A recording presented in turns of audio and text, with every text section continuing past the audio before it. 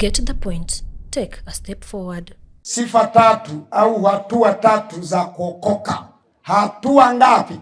Tatu. Hatua tatu za kuokoka.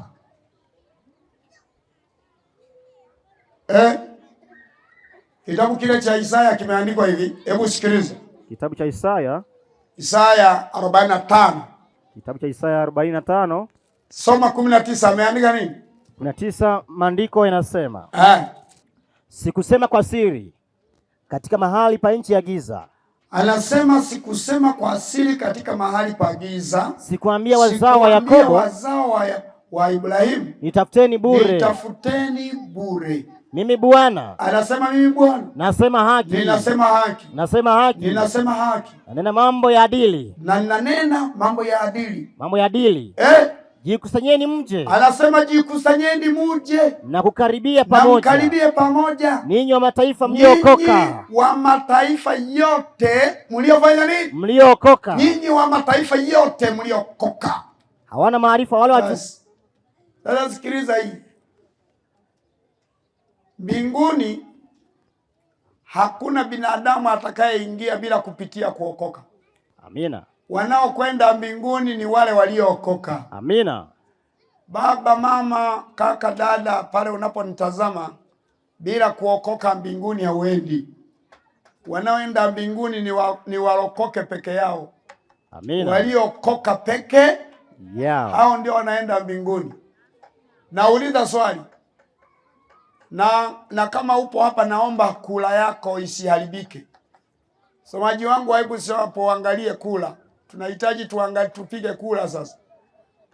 Kwa wale waliokwisha kuokoka, tunataka tuone watu waliookoka na wengine ambao bado tushughulike nao.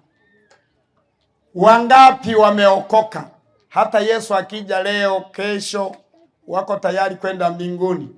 Waliookoka, popote unaponitazama, waliookoka, mikono juu. Waliookoka tu. Nihesabia hiyo mikono sasa. Ni mikono mingi sana. Mikono mingi sana. Hata uishie hiyo tu, nimeelewa. Na ambao bado hawajaokoka, wao bado wanasema mimi sijakamilisha hatua za kuokoka. Ambao bado hawajaokoka, na nyinyi msione aibu, tunyooshe tu mikono yetu. Ambao bado hawajaokoka ila wanafanya jitihada, hebu na nyinyi nyosheni mikono juu.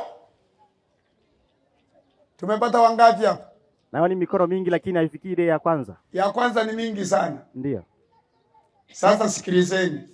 Tunataka tuangalie nani amefeli, nani amefaulu. Amina. Katika makundi haya mangapi jamani? Mawili. Walionyosha kwamba wameokoka na ambao wamenyosha sasa wao hawajaokoka. Nani amefaulu? Naomba nikuonyeshe hatua tatu za kuokoka. Unajua kuna watu wengine wamenyosha kwamba wameokoka, yaweza kuwa wamenyosha halali, kwamba ni kweli wameokoka kwa sababu wamekamilisha hatua ngapi? Tatu. Naomba nisikilize hili. Hauwezi ukaokoka bila kukamilisha, bila kupitia hatua tatu na bila kuzikamilisha hatua tatu. Huwezi ukaokoka.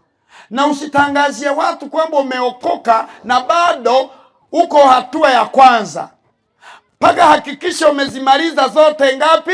Tatu. Tangazia watu umeokoka. Amina. Ninafurahi kwa sababu kundi lingine limejitokeza linasema sisi bado. Ninapenda niwapongeze. Maana hatuwezi tukajipendekeza. Hatunyoshi mikono kwa kujipendekeza. Na kweli yawezekana wengine bado, kweli bado. Kwa nini? Bado tunachuchumalia wokovu. Kwa kuwa hatua bado zinaendelea. Pengine bado tuko hatua ya kwanza au ya pili. Hatujazikamilisha zile ngapi? Tatu. Hatuwezi tukanyosha tumeokoka. Bwana Yesu asifiwe. Amina. Tuombe. Baba wa mbinguni, tunakualika kwa somo hili la kuokoka. Hili somo limetatiza watu wengi, na hasa ulimwengu, robo tatu ya ulimwengu imetatizwa na somo hili. Kumekuwepo na watu wanaotangazia jamii ya kwamba wameokoka na bado wako duniani. Yesu, njoo tufundishe somo hili, maana pasipo wewe hata mimi siwezi. Naomba ukawe mhubiri mkuu na Roho Mtakatifu akawe mkalimani. Somo la leo lipate kibali machoni pako na liwalete watu wengi kwako. Ushindi ni wako. Tunaomba utubariki kwa jina la Yesu. Amen. Amina.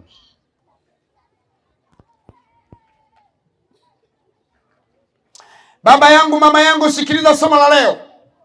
Somo ambalo linasema hatua 3 za kuokoka. Tunaokokaje? Ni hatua zipi ambazo tunapaswa tuzipitie? Unajua, napenda unisikilize vizuri. Kila jambo lazima lina hatua za kupitia.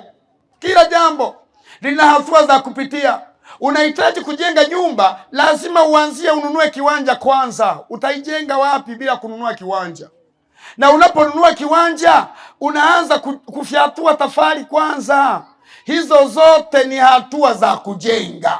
Amina. Lakini utakapomaliza kufyatua tofali na kuchoma, basi utanunua bati. Matokeo utasomba mawe. Na unapokuwa katika hatua hizo, bado hujajenga, ila uko kwenye hatua za kufanya nini? Za kujenga. Na matokeo utaanzisha msingi.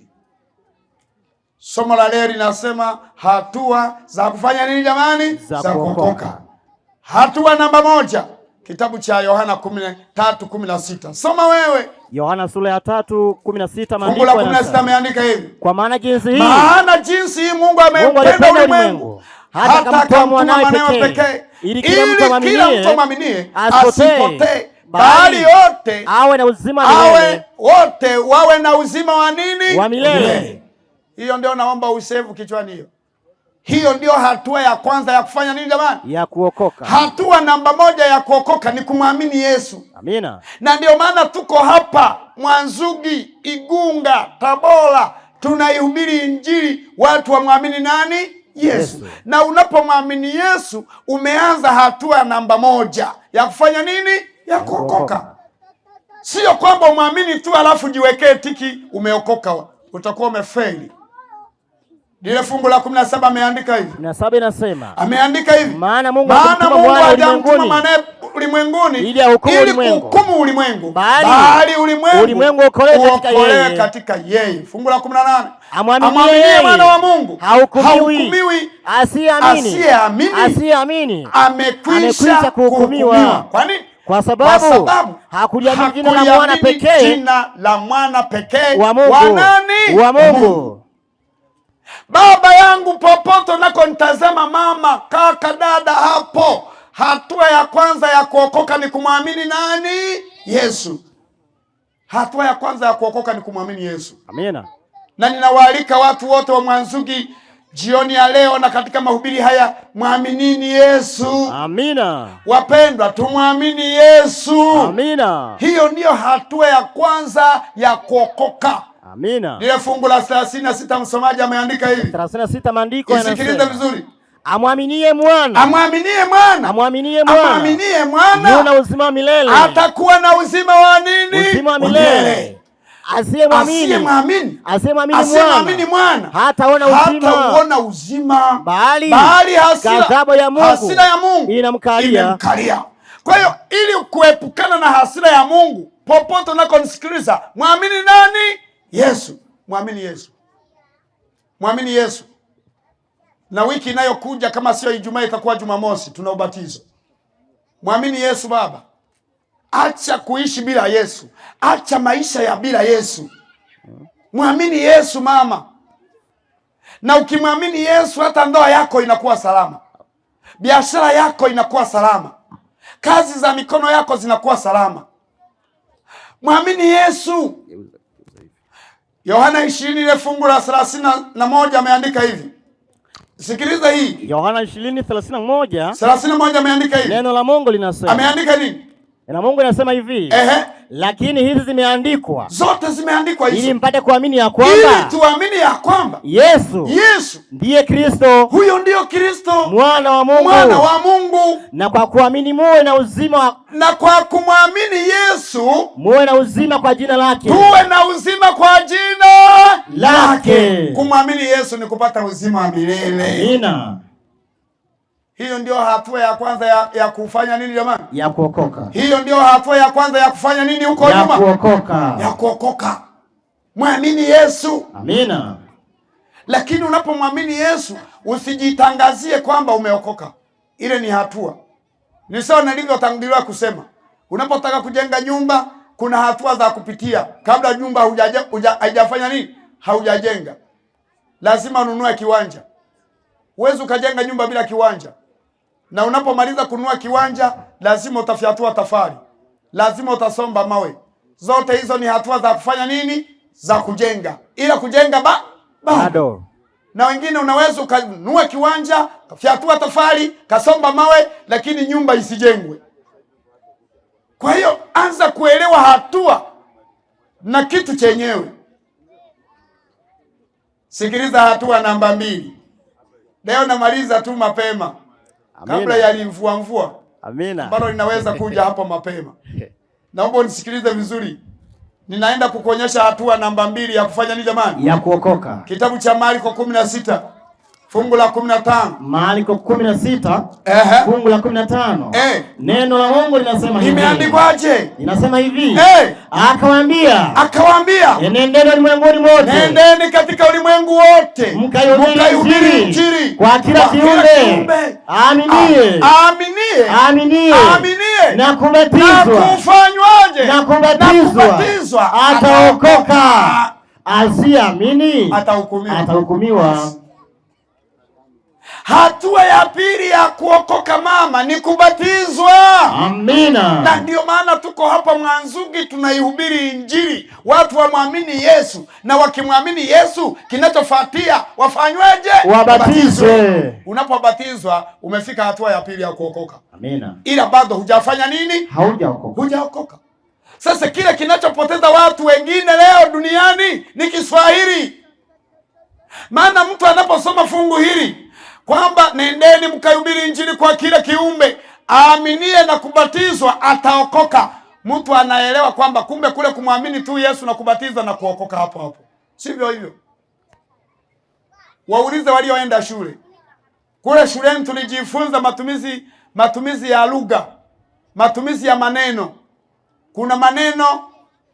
Kuna matumizi ya maneno kwa wakati uliopita, matumizi ya maneno kwa wakati uliopo, matumizi ya maneno kwa wakati unaofanya nini? Unaokuja. Hebu isikilize hili fungu la 16. Amesema hivi. Soma hiyo. Aaminie na kubatizwa ataokoka. Wale mlioenda shule, ile ataokoka ni wakati gani? Ni wakati ujao. Ni uliopita, ni uliopo, ni ujao? Ni ujao. Yes. Maana kama ungelikuwa wakati uliopita, angelisema aaminie na kubatizwa aliokoka. Aliokoka inamaanisha wakati uliopita. Aaminie na kubatizwa ameokoka. Ni wakati gani huo? Uliopo. Ameokoka. Ingelikuwa ndio wakati huo, Yesu angeliandika aaminie na kubatizwa ameokoka. Ni wakati uliopo. Lakini sasa hivi akaandika aaminie na kubatizwa ata. Jamani, nendeni mkajifunze tena. Kuna watu wengine hawataenda mbinguni kwa kutojua Kiswahili. Aaminie na kubatizwa ataokoka, ni wakati ujao. Na kuokoka hakuji mwanzoni mwa imani. Kuokoka kunakuja mwishoni mwa nini? Mwa imani. Isome Biblia yote. Anza na kitabu cha Mwanzo mpaka Ufunuo. Geuza na huku nyuma ya garasha soma. Hakuna neno lililoandikwa mwamini Yesu okoke. Hapapo. Ngoja nikuonyeshe mafungu machache. Yesu anasema hivi. Sikia fungu la 10. Yohana 10. Anza na fungu la 7. Soma wewe. Yohana sura ile ya 10. Soma baba. Fungu la 7 neno la Mungu linasema. Fungu la 7 ameandika hivi. Na Mungu anasema hivi. Basi Yesu aliwaambia tena. Yesu akawaambia. Amini. Nawaambieni. Sikia hiyo. Mimi ndiye mlango wa kondoo. Yesu akawaambia mimi ndiye mlango wa kondoo. Wote walionitangulia ni wevi. Na wanyang'anyi. Endelea. Lakini kondoo hawakusikia. Mimi ndiye mlango. Mimi ndiye mlango. Mtu akiingia kwa mimi ataokoka. Ni wakati ujao. Amina.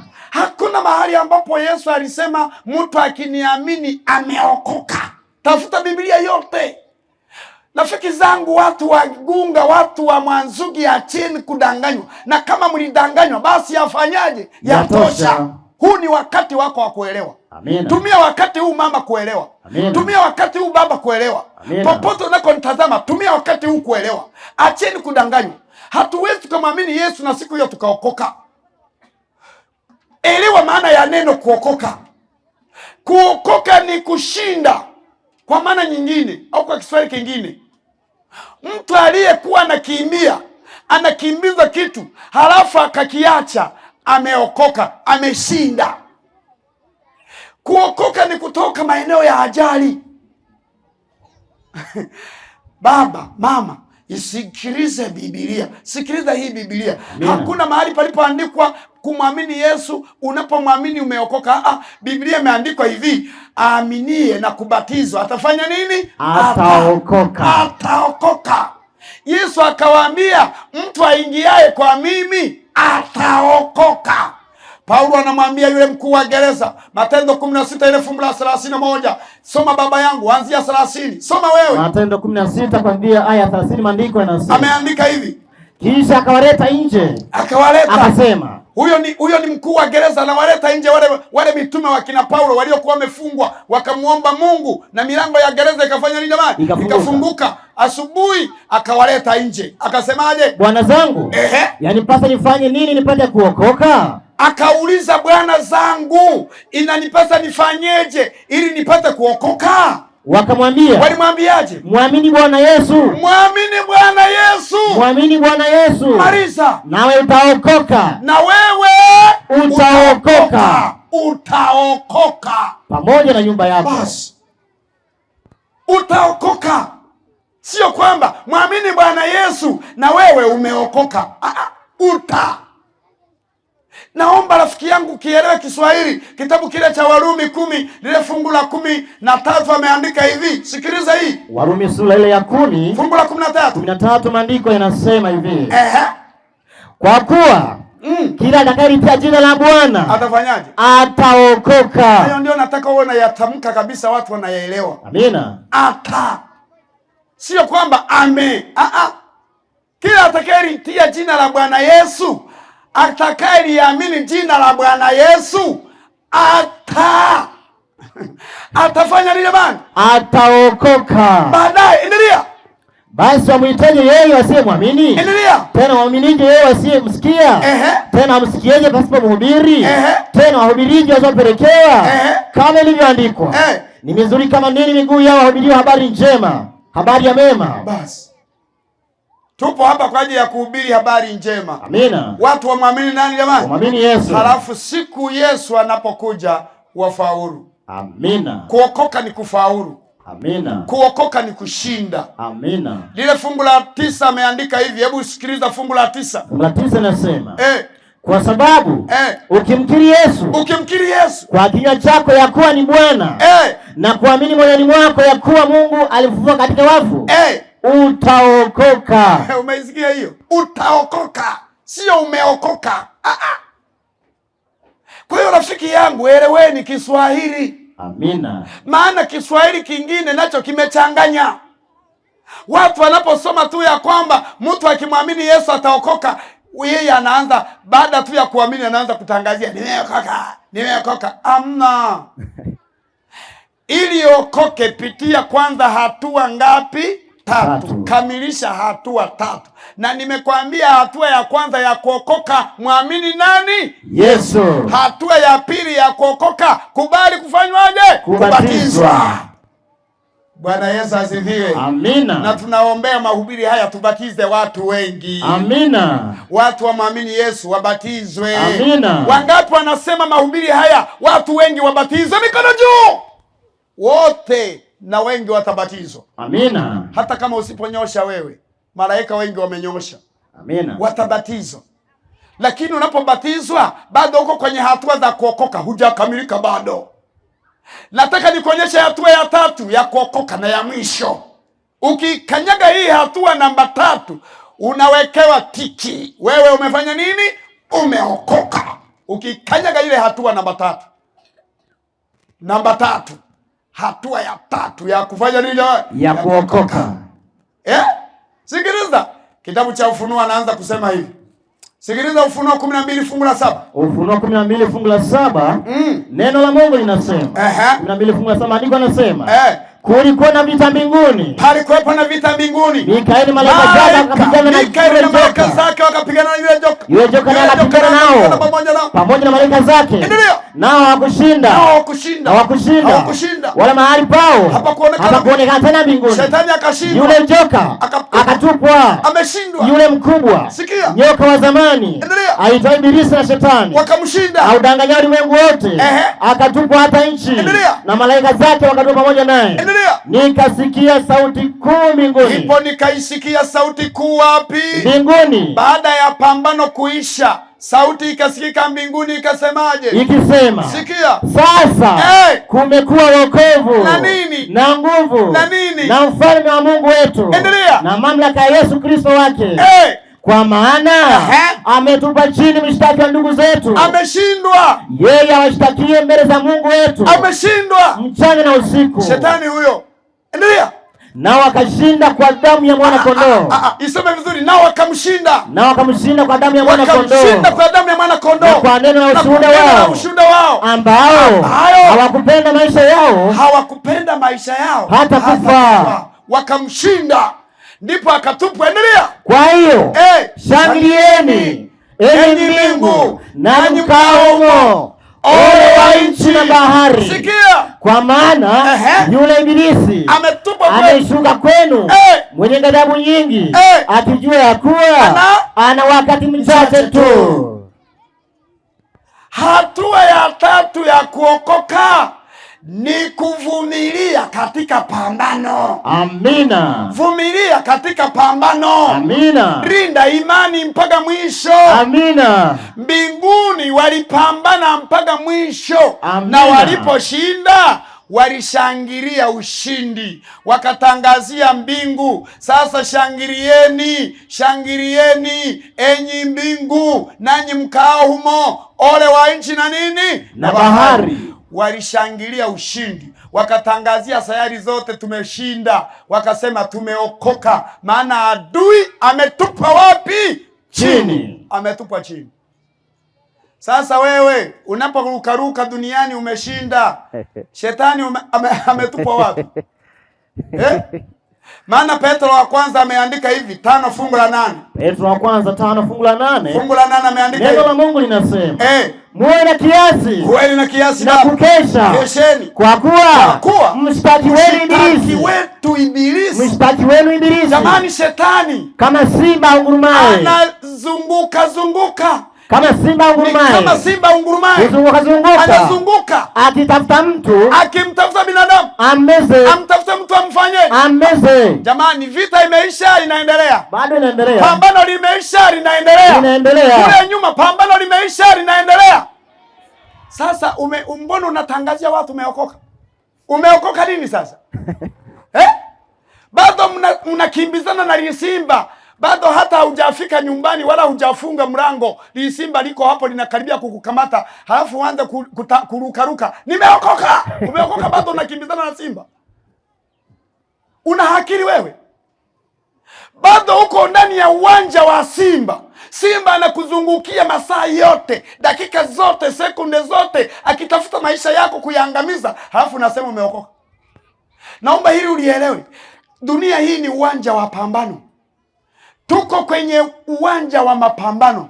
Tunapambana baina ya wema na nini? Na uovu. Tunapambana baina ya wema na uovu. Shetani amevaa bukuta kwa ajili yangu na wewe. Hapumui, hapotezi muda, hapotezi dakika. Anazungukia maisha yangu kila leo. Anazungukia maisha yako kila leo. Pambano linaendelea. Halafu wewe unasema umefanya nini jamani? Umeokoka. Umeokoka nini sasa? Rafiki zangu wapendwa, watu wa Mwanzuki, nisikilizeni. Sikilizeni somo la leo. Na wale mnaonitazama huko kwa njia ya YouTube, sikiliza somo la leo. Kuokoka hakuji mwanzoni mwa imani. Kuokoka kunakuja mwishoni mwa nini jamani? Mwa imani. Jiulize hata hawa waliopigana mbinguni. Biblia nasema Mikaeli na malaika zake wakapigana na huyo joka. Joka na malaika zake naye akapigana nao. Lakini hakushinda. Shetani akashindwa. Kipindi pambano linaendelea mbinguni, hakuna aliyerukaruka. Hakuna aliyeshangilia mpaka pambano lilipokwisha. pambano limekwisha, shetani ametupwa chini, ndipo sauti ikasikika mbinguni ikitangazia jamii zote za mbinguni, sayari zote za watakatifu kwamba sasa shangilieni. Anasema shangilieni enyi mbingu nanyi mkao humo, ole wa nchi na nini na bahari. Ole wa nchi na bahari, kwa kuwa shetani ibilisi ametupa kwenu, naye anafanya kazi usiku na mchana kwa kasi nyingi, akijua wakati wake ni nini jamani, ni mchache. Halafu wewe unaanza kushangilia kabla pambano linaendelea. Wenzako walishangilia pambano lilipoisha, ushindi ulipopatikana, wenzako wakafanya nini jamani? Wakashangilia. Wewe unashangilia pambano linaendelea, una akili gani wewe? Hebu jifunze hata kwenye michezo ya wacheza mpira. Dakika 90 zinaendelea, na hata kama utakuwa umefunga magoli mangapi, huwezi wewe mchezaji, bado dakika za michezo zinaendelea, dakika za pambano zinaendelea, wewe ukaanza kurukaruka ulimwenguni, tumeshinda. Utaonekana una timamu kichwani. Unaweza ukafunga magoli mawili zile dakika 45 za kwanza, lakini dakika 45 za pili maadui wakaongeza mashambulizi, ukapigwa maine. Eti nani ameshinda hapo? Ni wewe uliyetangulia au yule aliyemalizia? Sasa acha kushangilia mpaka kipenga kilie, pambano limefanya nini? Limekwisha. Halafu ndipo anza kuhesabu umetoka na mangapi uwanjani. Na kama utakuwa umetoka na mawili moja, anza kushangilia sasa umeshinda. Jamani, kuokoka ni kutoka maeneo ya ajali. Wale waliowahi kutembea, waliowahi kusafiri majini, ziwani, unapozama ziwani, kuna kuja na mitumbwi au boti za okovu za kuokoa. Mnapokuja kunyanyuliwa kutoka majini, ile kwa Kiswahili inaita mumeokolewa, ila hamjaokoka. Pale mmeokolewa. Mnapowekwa kwenye mtumbwi, kaeni vizuri, shikilieni kabisa, muombeni Mungu ili mfike ng'ambo salama. Usije ukanyakuliwa kutoka kwenye maji wakakuketisha kwenye mtumbwi, halafu baadaye ukasimama ukaanza kurukaruka, tumeokoka, na bado mtumbwi humo ndani ya bahari, utapigwa kasia, tandikwa, unarudishwa majini. Maana unataka kuleta ajali ya mara ngapi? Ya pili. Tulia, anza kuomba Mungu kimoyo moyo. Yesu saidia tufike salama. Mungu saidia tufike salama. Utakapovuka ng'ambo sasa, umevuka bahari, umelivuka ziwa, umefika kule ng'ambo pwani, hapo sasa una uhuru wa kuimba. Wewe umefanya nini jamani? Umeokoka. Hiyo ndio maana yake. Jamani, kuokoka kuna maana ya kutoka kwenye maeneo au mazingira ya nini? Ya hatari. Yesu anafundisha, anasema kuokoka hakuji mwanzo wa imani. Kuokoka hakuji mwanzo wa vita. Biblia imeandikwa hivi, 24 Mathayo. Soma wewe. Mathayo 24 fungu la 12 na 13. Neno la Mungu linasema. Sikiliza vizuri hiyo. Na kwa sababu ya kuongezeka maasi, upendo wa wengi utapoa. Lakini sikiliza, mwenye kuvumilia hata mwisho. Rudia hiyo. Lakini mwenye kuvumilia hata mwisho ndiye atakayeokoka. Kumbe kuokoka kuko wapi jamani? Mwishoni. Mwishoni mwa safari. Mwenye kuvumilia hata mwisho, jamani, atakaye pambana mpaka mwisho, atakaye piga vita mpaka mwisho, huyo ndio atahesabu amefanya nini? Ameokoka. Ninaomba uangalie mwisho wako utakuwaje. Maana tiki za wokovu zinapatikana mwishoni. Sasa hivi tumeokolewa kweli. Kuokolewa na kuokoka ni viswahili viwili tofauti, ni maneno mawili tofauti hayo. Kuokolewa ni kule kama nilivyowaambia, kunyakuliwa kwenye maji umezama. Lakini kuokoka ni kufika ng'ambo, maeneo ambayo hayana ajali. Sasa hivi tumeokolewa na Yesu. Tumetoka kwenye dimbwi la matope. Yesu ametuweka hapo ng'ambo. Ametuweka mtumbwini, yani ametutoa kwenye maji, ametuweka kwenye chombo, na chombo ni kanisa. Tunapaswa sasa tusafiri tukimwomba Mungu ili tufike salama ng'ambo. Na tukifika salama ng'ambo, tunashangilia tumefanya nini? Tumeokoka. Na ng'ambo nitakwambia iko wapi. Lakini ninaomba tuelewe hatua namba 3 ya kuokoka: vumilia, pambano. Amina. Pambano, vumilia, pambano mpaka mwisho. Kitabu kile cha Timotheo wa pili 4 lile fungu la 7 ameandika hivi, Paulo mwenyewe. Soma Timotheo wa pili 4 fungu la 7. 4 fungu la 7 maandiko anasema hivi. Ameandika hivi. Na Mungu anasema, nimevipiga vita vilivyo vizuri. Paulo anasipitisha, anasema nimevipiga vita vilivyo vizuri. Mwendo nimeumaliza. Imani nimeilinda. Imani nimeifanya nini? Nimeilinda. Baada ya hayo nimewekewa taji ya haki. Nimewekewa taji ya haki ambayo Bwana mhukumu mwenye haki atanipa siku ile. Anasema nimevipiga vita vilivyo nini? Vizuri. Imani nimeifanya nini? Nimeilinda. Ina maana hatua namba 3 na ya mwisho, linda imani. Amina. Kuna pambano. Unapobatizwa, pambano lipo baina ya wema na nini jamani? Na uovu. Lazima utakutana pambano. Yesu anamaliza kubatizwa, anapelekwa na Roho nyikani, anaanza pambano. Shetani anakutana Yesu pale nyikani, anamwambia ikiwa wewe ni mwana wa Mungu, geuza mawe haya yawe nini jamani? Mikate. Pambano likaanza. Yesu akasema usimjaribu Bwana Mungu wako. Shetani hajaelewa, akampandisha mpaka kwenye mnara juu ya mlima, akamwambia jitupe chini, malaika watakuja wakuokoe. Yesu akasema ya kwamba usimjaribu Bwana Mungu wako. Lakini mara ya kwanza alisema mtu hataishi kwa mkate tu. Ninaomba upambane. Na vita yetu sio ile ya ngumi. Hatupambani kimwili, tunapambana kinini? Kiroho. Waefeso ile 6 ile fungu la 10 ameandika uwe hodari baba. Unapomwamini Yesu. Soma wewe. Waefeso 6 aya 10 andiko anasema. Ameandika hatimaye mzidi kuwa hodari katika Bwana. Na katika uwezo wa nguvu zake. Vaeni silaha zote za Mungu. Mpate kuweza kulipinga hila za Shetani. Soma wasi. Kwa maana kushindana kwetu sisi si juu ya damu na nyama. Bali ni juu ya falme na mamlaka. Ni juu ya falme ya nini? Na mamlaka. Kwa mamlaka. Juu ya wakuu wa giza hili. Ni juu ya wakuu wa giza hili. Juu ya majeshi ya pepo wabaya. Ya majeshi ya pepo wabaya. Katika ulimwengu wa nini? Wa roho. Endelea. Kwa sababu hiyo twaeni silaha zote za Mungu. Mpate kuweza kushinda usiku ya uovu. Ili tupate kushinda siku za nini? Ya uovu. Tupate kushinda siku za uovu. Na mkisha kuyatimiza yote. Na tukisha kuyatimiza yote kusimama. Tukisha kushinda, tumeyatimiza yote, pambano limekwisha, tunaruka, tumeokoka. Amina. Hiyo ndio maana yake. Lakini sasa hivi bado pambano linafanya nini jamani? Linaendelea. Na sasa hivi pambano linaloendelea ni ya kiroho. Tunapambana na Shetani, lakini silaha tulizoambiwa kuvaa, lazima tulivae neno la Mungu. Amina. Lazima tuwe watu wenye maombi. Amina. Ombeni bila kufanya nini? Bila kukoma. Vitani, acha uzembe. Amina. Pambano linafanya nini jamani? Linaendelea. Acha kutangazia watu umeokoka na bado uko duniani. Unaweza ukasema umeokoka asubuhi, halafu jioni wakakukamata unalimke la mtu guest. Una mke wa mtu guest. Umeokoka nini?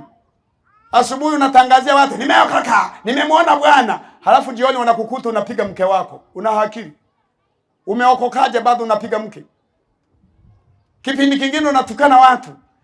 Kipindi kingine una madeni, lakini unasema nimeokoka, na wakati kila leo wanakuzungukia madeni. Umeokoka nini? Zaka na sadaka unaibaga kila siku, halafu nawaambia watu umeokoka. Umeokoka nini? Umevunja amri za Mungu, hata sabato hautunzi. Eti unawaambia watu umeokoka. Umeokoka unavunja amri 10. Okovu wako uko wapi? Baba yangu, mama yangu, acheni kudanganywa, na kama tulidanganywa yafanya nini? Yatosha. Kila jambo lina mwanzo na nini na mwisho. Kile kitabu cha Mathayo bado anarudia kusema Yesu mwenyewe, anasema kuokoka kuko mwishoni mwa imani. Acheni kudanganywa. 10 ile fungu la 22, soma wewe. Mathayo 10:22. Fungu la 22. Mathayo 10:22 maandiko yanasema. Ameandika hivi. Na Mungu anasema hivi. Nanyi mtakuwa mkichukiwa na watu wote. Nanyi mtakuwa watu wa kuchukiwa na dunia yote. Kwa ajili ya jina lake. Lakini sikia. Lakini mwenye kuvumilia hata mwisho. Kuvumilia hata lini? Hata mwisho. Ndiye atakayeokoka. Mwenye kuilinda imani mpaka mwisho. Jamani, wokovu uko mwishoni. Amina. Mwishoni mwa safari. Amina. Rafiki zangu, sisi sote hapa tulishawahi kusafiri.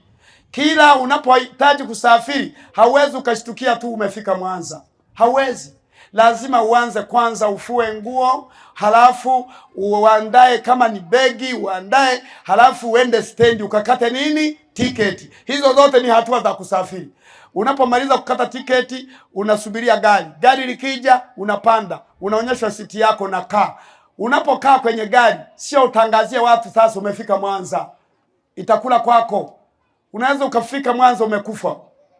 Subiri kwanza gari lifike Mwanza, ndipo uambie watu nimefika wapi? Mwanza. Huwezi ukakaa tu kwenye gari likaanza halafu ukasimama ukasema nimefika Mwanza, nimefika Mwanza. Huna akili. Subiri gari lifike Mwanza. Hiyo ndiyo maana ya kuokoka. Jamani, kila jambo lina hatua za kupitia. Hata kuokoka kuna hatua za kupitia. Na ndiyo maana nimekwambia ili tuokoke, 1, tumwamini nani? Yesu. 2, tufanyweje? Tubatizwe. Namba 3, tulinde imani.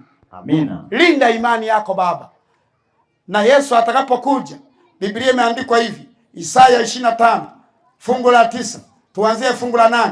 Isaya 25. Yesu atakapokuja, fungu la 8 maandiko yanasema, ameandika hivi, amemeza mauti hata milele. Ameyameza mauti hata milele. Na Bwana Mungu atafuta machozi katika nyuso zote. Atafuta machozi katika nyuso zetu zote. Na aibu ya watu wake ataiondoa. Na hata aibu yote ataiondoa. Katika ulimwengu wote. Ataondoa aibu yote ya watakatifu wake. Maana Bwana amenena hayo. Maana Bwana ameyanena hayo. Katika siku hiyo. Katika siku hiyo. Katika siku hiyo. Katika siku hiyo. Watasema. Yesu atakapokuja. Watasema. Sikiliza. Tazama. Tazama. Huyu ndiye Mungu wetu. Huyu ndiye Mungu wetu. Ndiye tuliyemngoja. Atusaidie. Atusaidie. Huyu ndiye Bwana. Tuliyemngoja. Huyo ndiye Bwana. Tuliyemngoja. Sikia. Na tushangilie. Na tushangilie. Na tushangilie. Na tushangilie. Na kufurahia wokovu wake. Na kufurahia wokovu wake. Siku hiyo wanashangilia, Yesu anakuja mawinguni. Bwana asifiwe. Amina. Jamani, kuokoka ni pale Yesu anaporudi mara ya ngapi? Mara ya pili. Akitukuta tumesimama imara katika imani. Akitukuta tumelinda imani. Tumepambana, tumeshinda. Washindi wote tunamshangilia Yesu anaporudi mara ya pili. Tunamshangilia akija mawinguni. Huyu ndiye Bwana wetu, Mungu wetu, tuliyemfanya nini? Tuliyemngoja. Na tushangilia na kufurahia wokovu wetu. Hapo ndipo tutatangazia jamii zote za wanadamu, sisi tumefanya nini? Tumeokoka. Na Yesu anapokuja, Biblia inasema ndipo tutanyakuliwa wote katika mawingu. Lakini kabla ya kunyakuliwa, lazima sherehe iwepo duniani na sayari zote. Biblia inasema katika sayari dunia, binadamu wote wakombolewa wote. Hakuna atakayeonekana amenuna, hakuna atakayeonekana na maumivu. Biblia imeandikwa kitabu cha Isaya 55:12. Biblia imeandikwa hivi, siku hiyo kila mmoja ataonekana na furaha. Naam. Biblia. Na Mungu anasema, sikiliza hiyo. Maana natoka kwa furaha. Soma vizuri wewe. Maana natoka kwa furaha. Maana siku hiyo kila mmoja ataonekana na nini jamani? Na furaha. Machozi yamefutwa, kila jasho limefutwa, kila tabu zimefutwa, maumivu yote yamefutwa, vifo vimefutwa, kila pambano. Maana kipenga kimelia kwamba mpira au pambano limefanya nini? Limekwisha. Kila mmoja ataondoka kwa nini jamani? Kwa furaha. Rudia hiyo waielewe. Maana mtatoka kwa furaha. Mtatoka kwa furaha. Mtaongozwa kwa amani. Tutaongozwa kwa amani. Mbele yenu. Mbele yetu. Mbele yenu. Mbele yetu. Milima. Na vilima. Vitatoa nyimbo. Vitaimba. Amina. Bwana asifiwe. Amina. Siku hiyo watakatifu wanatoka, tunatoka duniani, tunakwenda mbinguni. Waimbaji, kwaya kubwa ya milima itaimba. Amina. Utashangaa mlima wetu mkubwa wa Tanzania, mlima Kilimanjaro, utaimba besi ya kuitosha Tanzania nzima. Amina. Dunia yote, milima yote ya dunia inaimba. Amina. Watakatifu tunatoka duniani tunaenda wapi? Mbinguni. Mbinguni. Maliza. Na miti yote ya kondeni. Miti yote ya kondeni itapiga makofi. Bwana asifiwe. Amina. Nashangaa leo watu mnapopiga makofi kwenye ibada. Ni kutojua unabii. Jamani, habari ya kupiga makofi ni miti. Hii habari imeachiwa, unabii huo ni wa miti. Lakini utakuta wachungaji wanasisitiza waumini wao makanisani, mpigie Bwana makofi. Papa, ni kutoelewa tu. Papa. Unapigia makofi nini? Nani ameshinda hapo? bado pambano linafanya nini jamani? Linaendelea. Siku hiyo tunatoka duniani tunaenda mbinguni, milima inaimba, halafu miti yote ya kondeni inapiga nini jamani? Makofi. Watakatifu wa Mungu wa kiume na wa kike, wakubwa kwa watoto wadogo, wanatoka duniani kwa furaha. Wanafuraha, wanatoka kwa kufurahi, wananesa, wanaingia katika kila sayari. Biblia na historia inasema tutapita kila sayari ambazo hazikugusa dhambi. Tutapita na Mwokozi wetu akitutangulia, naye atakuwa akiwaonyesha watakatifu wengine kwamba hawa watu nimewatoa katika ile ziki kuu, katika pambano, katika ile dunia iliyoanguka. Watamuuliza, na haya majeraha umeyatoa wapi? Katika nyumba ya rafiki yangu, nyumba za rafiki zangu. Na haya majeraha nimeyatoa katika nyumba ya rafiki yangu. Lakini watu hawa wametoka wapi? Wametoka katika ziki zile kuu, yani pambano kuu. Wameshinda pambano. Tutaingia mbinguni kwa nyimbo, kwa vigeregere, kwa vinubi, kwa vichereko, kwa furaha, tukiimba na kucheza, maana pambano limefanya nini? Limekwisha. Kitabu cha Zekaria anaandika ile fungu la 8, sura ya 8 fungu la 4, tutaingia wanaume kwa wanawake tunaimba na kumomonyoa. Naomba unisikilize vizuri. Leo watu wanaomomonyoa ni kutojua unabii. Subiria kwanza pambano lifanye nini jamani? Liishe. Siku Yesu anaporudi mara ya pili, hapo ndipo utatuona na Wasabato. Siku hiyo sasa tunanengua. Mnatazamiaga kuona Wasabato wanaimba na kucheza. Sio sasa. Tunasubiria ushindi kwanza. Hauwezi ukacheza kipindi pambano linafanya nini? Linaendelea. Utakuwa mwehu. Tunasubiria pambano liishe. Na siku pambano linaisha, Yesu anakuja. Hapo ndipo na sisi tutaimba na kumomonyoa. Na kama unahitaji kuona mimonyo ya Wasabato, subiria Yesu aje. Tutaingia mbinguni kwa nyimbo na kucheza.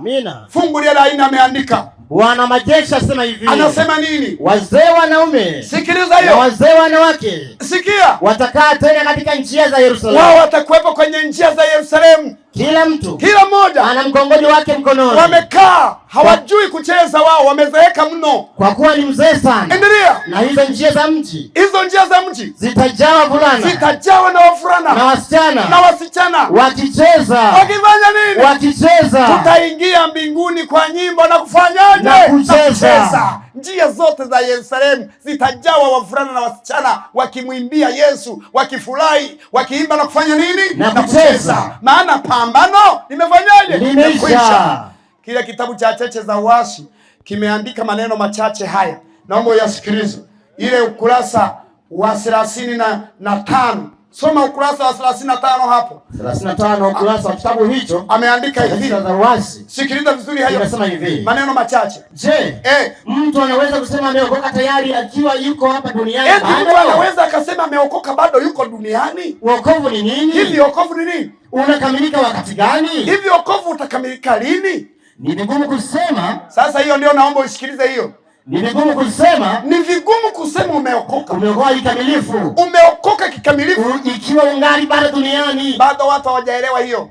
Ni vigumu kusema umeokoka. Ni vigumu kutangazia jamii ya wanadamu kwamba umefanya nini? Umeokoka kikamilifu. Na bado uko duniani. Ikiwa ungali bado duniani. Maliza. Yesu Kristo ametukomboa sisi sote. Dunia nzima. Yote. Lakini lazima tufanye kazi. Lazima tufanye jitihada. Tumfuate Kristo. Tuonyeshe kumfuata Yesu. Tushike amri yake kuu ya upendo. Tushike amri 10 zote za upendo. Na mapendo kwa Mungu. Endelea. Na kwa jirani. Endelea. Na tuishi wito wetu kwa Mungu. Lazima tuishi wito wetu tulioitwa na Mungu. Watu waliomvaa Kristo. Watu tuonekane ni watu waliomvaa nani jamani? Kristo katika maisha yetu ya hapa duniani. Na hivi kuonyesha kuwa tuko wapatanishi. Lazima tuonekane sisi ni wapatanishi. Na waleta amani katika na wenye kuleta habari katika jamii zetu. Jitihada hiyo. Rudia hiyo. Jitihada hiyo. Maliza. Ni ya maisha yetu yote. Jitihada hiyo lazima tunapokuwepo duniani iwe ya maisha yetu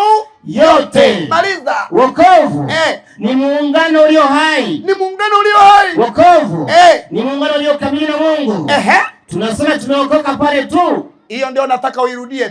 Tunasema tumeokoka pale tu tunapoishi na Mungu uso kwa uso. Bwana asifiwe. Amina. Tutasema tumeokoka pale tu tutakapoishi na Mungu uso kwa nini? Uso kwa uso. Ni pale Yesu anaporudi mara ya ngapi? Mara ya pili. Tutakapokubalika na kuonekana sisi ni washindi na kumlaki Yesu hewani, hapo ndipo tunatangazia umma zote za ulimwengu tumefanya nini? Tumeokoka. Maana tumemwona Yesu uso kwa nini? Uso kwa uso. Malize wewe. Na Mungu anatupangusa machozi hapo ndipo Yesu atatupangusa machozi kwa ushindi wetu. Baada ya vita kali. Baada ya pambano. Baada ya vita kali. Baada ya vita kali. Ya mateso. Na mahangaiko mengi. Pamoja na Kristo. Na maisha yetu mema ya kumpendeza Mungu. Mpaka tufike mbinguni. Maliza hiyo. Mpaka tufike mbinguni. Rudia hiyo. Mpaka tufike mbinguni. Ndipo tuna hakika kwamba tumeokoka. Bwana asifiwe. Amina. Usitangazie watu umeokoka na bado uko wapi? Duniani. Ukome kwa jina la Yesu. Amina. Tutaokoka Yesu atakaporudi mara ya ngapi? Mara ya pili. Pale tutakapoonekana sisi ni wanani? Ni washindi. Nje ya hapo. Nje ya hapo. Ni udanganyifu. Ni uongo. Na kujidanganya. Ni uongo. Hatari ni kwamba Maliza, kama hujui vizuri dini yako, kama haujaijua vizuri dini yako, wala Biblia hauijui, utakumbwa katika cheche za uasi. Utakumbwa kwenye cheche za nini? Za uasi. Badilika leo. Amina. Kama ulikuwa unatangazia watu kwamba umeokoka ni kutojua tu, badilika leo. Amina. Wangapi wamenielewa? Mikono juu. Bwana asifiwe. Amina. Kile kitabu cha Ufunuo anasema kwamba siku Yesu atakapokuja na wote tutahesabiwa kuokoka, ndipo tutaingia mbinguni. Tunaimba. Simama soma hiyo 7 fungu la 9 na ndilo fungu la mwisho. Ufunuo 7:9 ameandika hivi. Mungu linasema. Baada ya hayo niliona na tazama mkutano mkubwa sana wa watu waliookoka. Hapana mtu awezaye kuhesabu. Hawa ndio watu walioshinda. Watu wa kila taifa. Na kabila. Na jamaa. Na lugha. Wamesimama mbele ya kile kiti cha enzi. Wataonekana wamesimama mbele ya kiti cha nini? Cha enzi. Endelea. Na mbele za mwana kondoo. Endelea. Wamevikwa mavazi meupe. Wamevikwa mavazi nini? Mavazi meupe. Wameshinda. Wana matawi ya mitende mikononi. Wakilia kwa sauti kuu. Wakiimba kwa sauti kuu. Wakisema. Sikiliza. Wokovu. Una nani? Wokovu. Una nani? Una Mungu wetu. Bwana asifiwe. Amina. Wameshinda. Pambano limefanya nini? Limekwisha. Endelea. Wokovu ni Mungu wetu. Endelea. Aketika katika kiti cha enzi. Endelea. Na mwana kondoo. Maliza. Na malaika wote walikuwa wakisimama pande zote za kile kiti cha enzi na za hao wazee wanne na wale wenye uhai wanne. Endelea. Na wakawa kifurifuri. Wote wakashangilia. Mbele ya kiti cha enzi. Wakashangilia ushindi. Wakamsujudu Mungu. Wakamsujudia Mungu. Wakisema. Endelea. Wakisema. Sikia. Amina. Amina. Amina. Okovu. Baraka. Na utukufu. Sikia. Na hekima. Vina wewe. Na shukrani. Vina wewe. Na heshima. Vina wewe. Na uweza. Vina wewe. Na nguvu. Vina wewe. Vina Mungu wetu hata milele. Bwana asifiwe. Zina Mungu wetu milele na milele. Amina. Endelea. Akajibu mmoja wale wazee. Na huyo ndio Adamu. Atajibu. Atauliza swali. Je, watu waliovaa mavazi meupe ni akina nani? Anayeuliza huyo ni Adamu, mzee wa siku. Endelea. Na wametoka wapi? Nikamwambia miongoni mwa wazee 24. Bwana wangu, wajua wewe. Yesu akajibu. Akaniambia. Sikiliza. Hao ndio wanatoka katika dhiki ile. Hawa ndio watu waliotoka katika ile dhiki kuu. Nao wameshinda. Wameyafua mavazi yao. Yamekuwa meupe katika damu ya mwana kondoo. Bwana asifiwe. Amina. Wote tumeshinda, tunaingia mbinguni kwa vishindo na kwa nyimbo, kwa vigeregere. Tunasimama mbele za kiti cha enzi na Yesu anatutambulisha mbele ya wazee 24 na mbele za mbingu zote. Hawa ndio niliowatoa walioshinda, wameshinda kwa damu ya mwana kondoo.